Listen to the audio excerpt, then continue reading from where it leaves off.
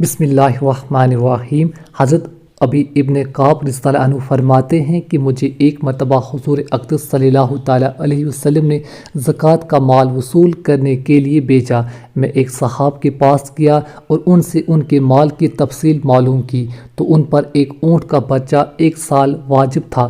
میں نے ان سے اس کا مطالبہ کیا۔ وہ فرمانے لگے کہ 1 سال کا بچہ نہ دودھ کے کام نہ سواری کے کام۔ انہوں نے ایک نفیس عمدہ جوان اونٹنی سامنے کی کہ یہ لے جاؤ۔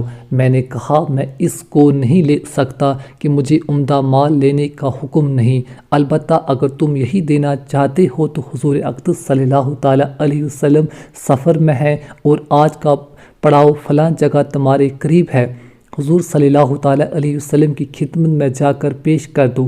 اگر منظور فرما لیا تو مجھے انکار نہیں، ورنہ میں معذر ہوں۔ وہ اس اونٹنی کو لے کر میرے ساتھ ہو لیے اور حضور اقدس صلی اللہ تعالیٰ علیہ وسلم کی خدمت میں حاضر ہو کر عرض کیا کہ یا رسول اللہ صلی اللہ تعالیٰ علیہ وسلم، میرے پاس آپ صلی اللہ تعالیٰ علیہ وسلم کے قاصد زکوٰۃ کا مال لینے آئے تھے، اور خدا کی قسم مجھے آج تک یہ وسعت نصیب نہیں ہوئی کہ رسول اللہ صلی اللہ تعالیٰ علیہ وسلم یا ان کے قاصد نے میرے مال میں کبھی تصرف فرمایا ہو، اس لیے میں نے اپنا سارا مال سامنے کر دیا۔ انہوں نے فرمایا کہ اس میں 1 سالہ اونٹ کا بچہ زکوٰۃ کا واجب ہے۔ حضور صلی اللہ تعالیٰ علیہ وسلم 1 سال کا بچہ سے نہ تو دودھ کا ہی نفع ہے نہ سواری کا، اس لیے میں نے ایک عمدہ جوان اونٹنی پیش کی تھی جس کو انہوں نے قبول نہیں فرمایا، اس لیے میں خود لے کر حاضر ہوا ہوں۔ حضور صلی اللہ تعالیٰ علیہ وسلم نے فرمایا کہ تم پر واجب تو وہی ہے جو انہوں نے بتلائی، مگر تم اپنی طرف سے اس سے زیادہ اور عمدہ مال دو تو قبول ہے، اللہ تمہیں اس کا اجر مرحمت فرمائے۔ انہوں نے عرض کیا کہ یہ حاضر ہے۔ حضور صلی اللہ تعالیٰ علیہ وسلم نے قبول فرما لیا اور برکت کی دعا فرمائی۔